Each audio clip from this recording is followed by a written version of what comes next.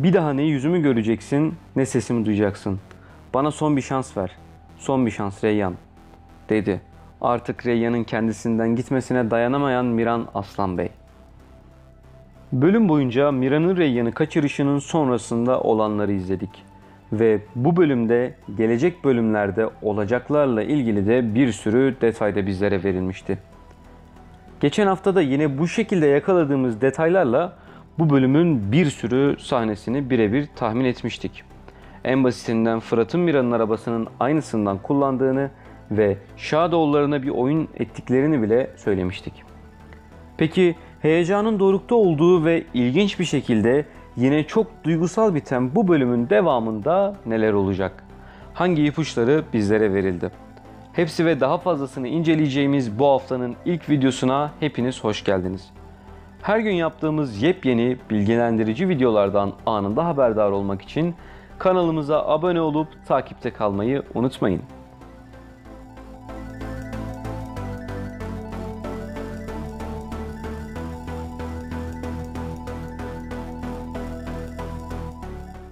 Bu bölümde dikkatinizi çektiyse konak sahnelerinin neredeyse tamamında Hanife ile bir bağlantı kuruldu.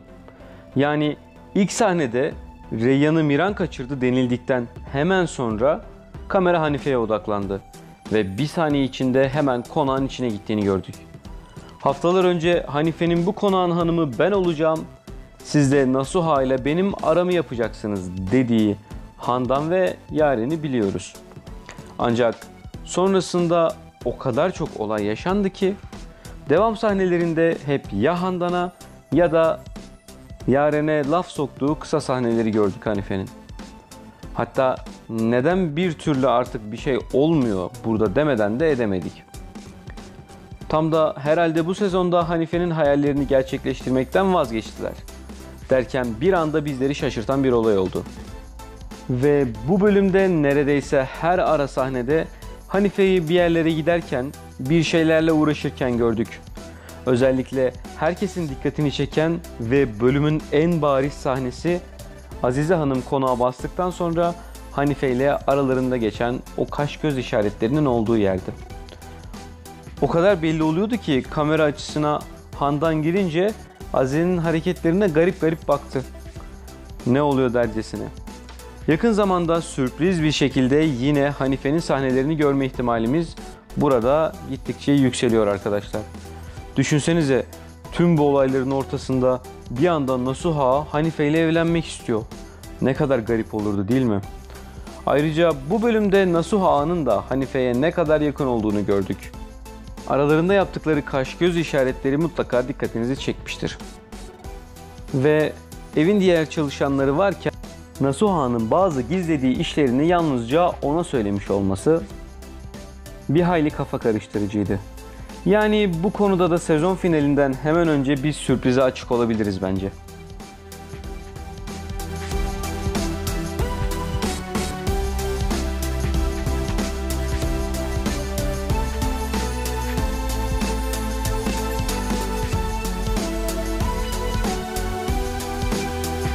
Bu bölümün başka bir ironik tarafı da Azat'ın Aslan Bey konağını bastığı sahneydi. Yine Azat içeri daldığında onu ilk gören kişi Elif'ti. Ancak üst katta olduğu için Azat ulaşabildiği ilk kişiyi kaçırdı. Hala bizlere bölümlerde Azat ve Elif'le ilgili çeşitli sahneler veriliyor. Ancak gel gelelim ki yüz yüze konuşma fırsatını bir türlü bulamadılar. Kim bilir? Belki de tüm bu gördüklerimiz bizleri sezon finali bölümündeki o şok sahnelerden birine hazırlıyordur. Yani öyle bir sezon finali düşünün ki Azat aklını ve duygularını artık tamamen kaybetmiş bir halde ve Elif'i kaçırıyor. Ve Miran küçük kardeşi olarak gördüğü Elif'i bu durumdan kurtarmaya çalışıyor. Bir de Azat Gönül'ü kaçırdıktan sonra başkalarına yapılınca önemsenmeyen ancak aynı kötülüklerin kendilerine yapılacağını anlayınca deliren Gönül ve ailesini izledik. Miran Reyyan'ı bıraktıktan sonra rezil olsun diye onu gelinliğiyle sokağa atan Azize Aslan Bey'in bile torunuma zarar gelmesin diye dua ettiği bir sahneyi görünce şok olmadım değil. Bu olaylar sonucunda belki Sultan Zehra Hanım'ı daha iyi anlamış olabilir. Ancak ne Gönül ne de Azize Hanım bu işlerden vazgeçecek gibi durmuyor.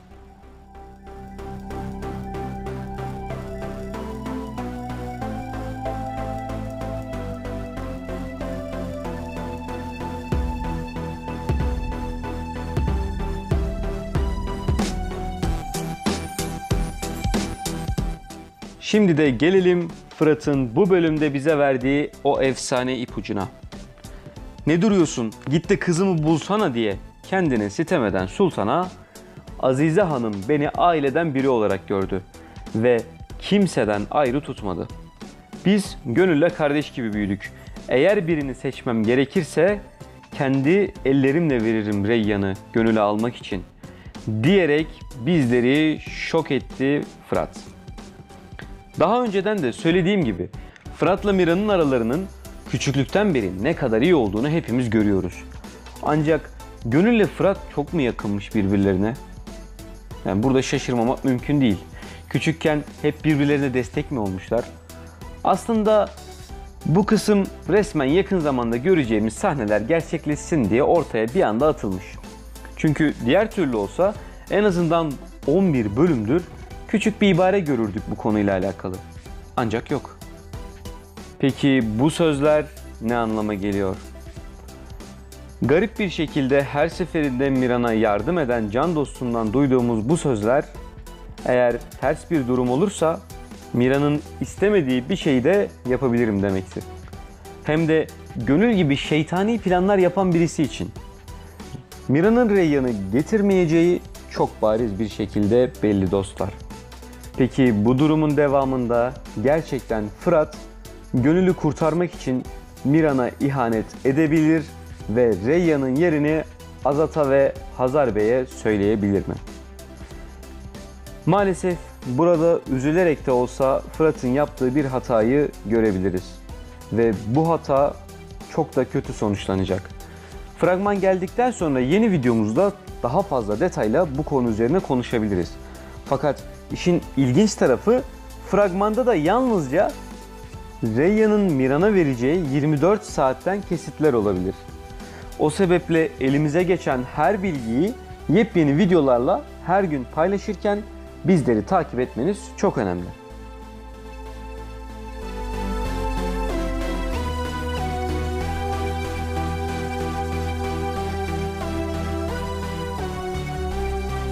Videomuzun burada sonuna geldik dostlar.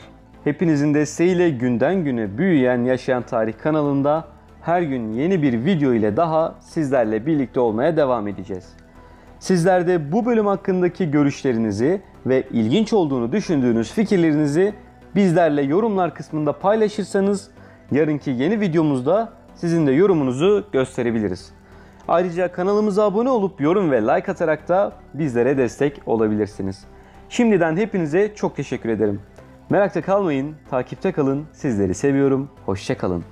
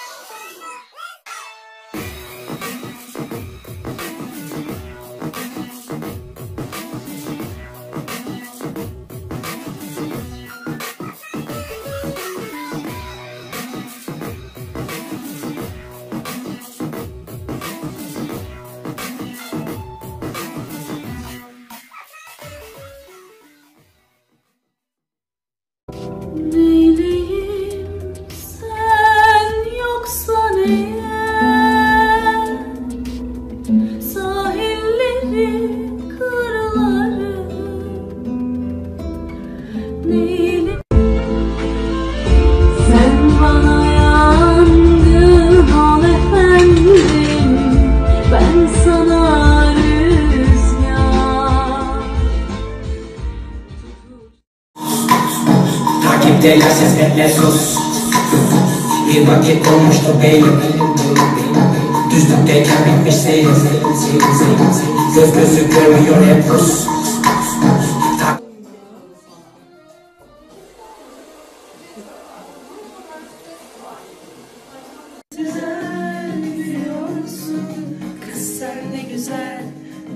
güzel.